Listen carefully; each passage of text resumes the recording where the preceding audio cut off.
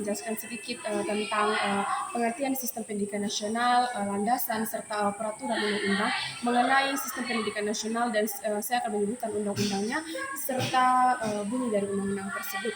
Jadi menurut saya sistem pendidikan nasional adalah seluruh aturan, lembaga, kurikulum, guru, dan proses belajar yang disusun oleh negara untuk memastikan pendidikan di Indonesia berjalan dengan terarah dan merata.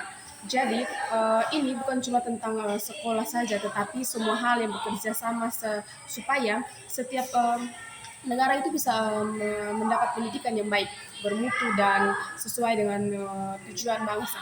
Landasan pendidikan nasional pada dasarnya adalah dasar filosofis, yuridis, dan sosiologis yang menjadi pijakan dalam penyelenggaraan pendidikan di Indonesia.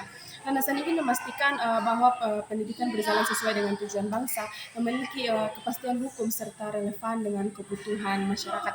Dalam konteks hukum, Undang-Undang Dasar Negara Republik Indonesia tahun 1945 menjadi dasar utama yang mengatur arah dan prinsip penyelenggaraan pendidikan nasional. Pada Undang-Undang Nomor 20 Tahun 2003 tentang Pendidikan Nasional yang menyatakan bahwa setiap warga negara berhak mendapat pendidikan dan wajib mengikuti pendidikan dasar yang dibiayai oleh pemerintah. Ada juga pada Undang-Undang Dasar 1945 mengatur sistem pendidikan nasional terutama dalam pasal 31. Pada ayat yang pertama dinyatakan bahwa setiap warga negara berhak mendapat pendidikan. Ketentuan ini menegaskan hak fundamental setiap warga negara tanpa pengecualian. Kemudian pada ayat yang kedua berbunyi bahwa setiap warga negara wajib mengikuti pendidikan dasar dan pemerintah wajib membiayainya. Ini menunjukkan bahwa pendidikan dasar adalah kewajiban bagi negara sekaligus tanggung jawab pemerintah.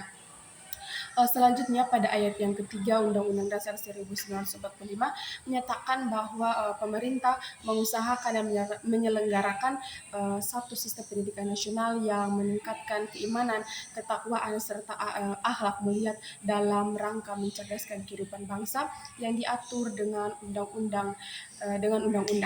Bunyi pasal ini menjadi dasar yuridis paling kuat bagi lahirnya sistem pendidikan nasional di Indonesia. Kemudian yang berikut adalah ayat yang keempat menegaskan bahwa negara memprioritaskan anggaran sekurang-kurangnya 20% dari anggaran pendapatan dan belanja negara serta dari anggaran pendapatan dan belanja daerah untuk memenuhi kebutuhan penyelenggaraan pendidikan nasional. Ketentuan ini memastikan keberlangsungan pendanaan pendidikan.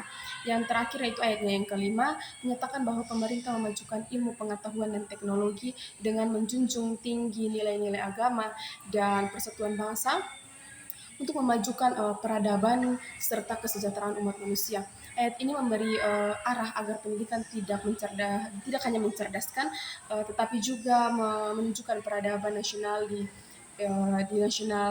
peradaban nasional dan global. Dengan demikian, Undang-Undang Dasar 1945 memberikan dasar hukum yang kuat menyelenggarakan pendidikan nasional baik dari aspek warga negara, kewajiban pemerintah, pendanaan hingga orientasi pembangunan manusia dan peradaban.